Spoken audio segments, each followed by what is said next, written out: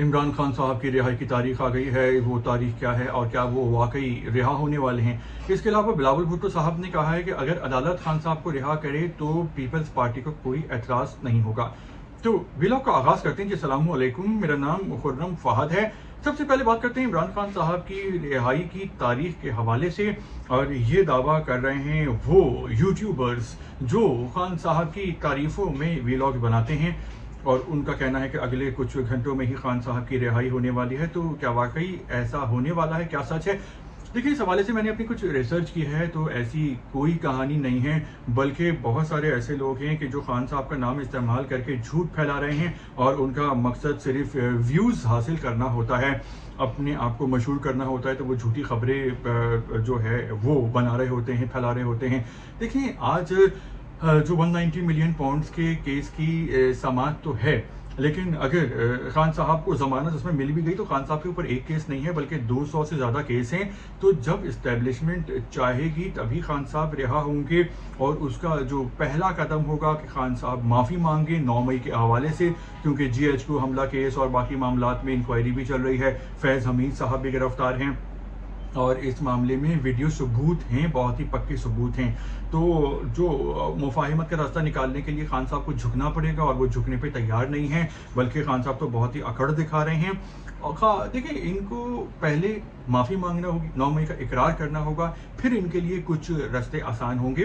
लेकिन खान साहब को पता है कि अगर उन्होंने माफ़ी मांग ली तो उनका वोट बैंक बहुत गिर जाएगा, क्योंकि अभी तक तो वो इनकार कर रहे हैं 9 मई के हवाले से इकरार जुर्म करने में। तो इस्टेब्लिशमेंट को कोई परवाह नहीं है, क्योंकि जो 10 मई के बाद तो हमारी हुकूमत और इस्टेब्लिशमेंट की दुनिया पूरी तारीफ़ें कर रही है कि इंडिया ने हमला किया, पाकिस्तान ने इतना शानदार डिफेंस किया, तो बहुत ही वाह वाह हो रही है, और हुकूमत और इस्टेब्लिशमेंट पहले से भी ज़्यादा मजबूत हो गई है।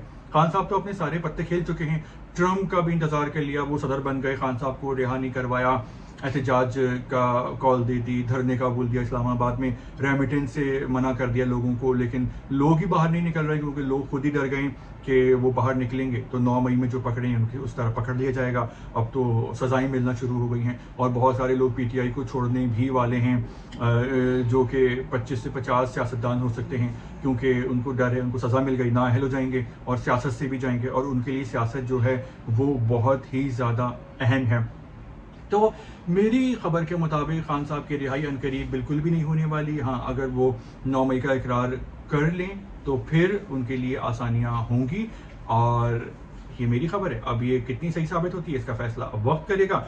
दूसरा पॉइंट है बिलावल भुट्टो साहब के बारे में है, जो कि अमेरिका के बाद अब UK का दौरा कर रहे हैं, और ये पाकिस्तानी वफ्द के हेड हैं, जिनका मकसद दुनिया को बताना है इंडिया की जाहियत के बारे में, कि इंडिया किस तरह पाकिस्तान का नुकसान कर रहा है, और किस तरह इंडिया ने पाकिस्तान पे हमला किया था, नुकसान करने की कोशिश की थी।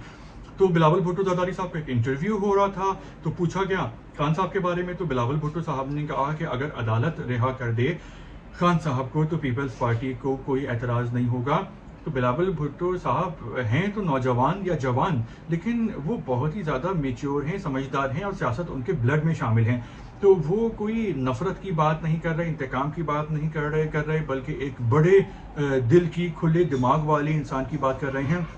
क्योंकि जो अच्छे मुल्क होते हैं, तरक्की याफ्ता, वहाँ पे अदालतों का बहुत एहतराम होता है, अदालतों के फैसलों को माना जाता है। तो बिलावल भुट्टो साहब ने कहा है कि अगर अदालत फैसला कर दे तो वो उसकी रिस्पेक्ट करेंगे, और वो उस पर कोई एतराज़ नहीं करेंगे।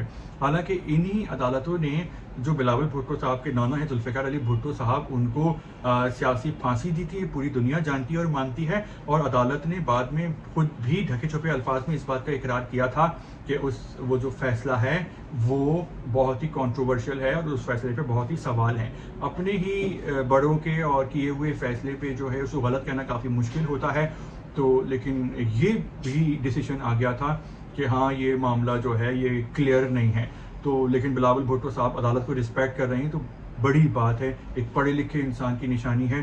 क्योंकि जो बड़े मुल्क होते हैं, तरक्की याफ्ता, तालीम याफ्ता, तहजीब याफ्ता, वहाँ पे अदालतों का बहुत एहतराम होता है, और वहाँ पे अदालतें जो होती हैं वो बहुत शफाफ तरीके से काम कर रही होती हैं। तो ये था आज का व्लॉग, उसकी 2 स्टोरीज़। और आप क्या समझते हैं इस तमाम तर सूरत हाल पे, तो कमेंट्स करके बताइए। और फिलहाल इतना ही, जैसे ही कोई नई ताज़ी खबर आती है तो फिर उस पर बात करते हैं। शुक्रिया।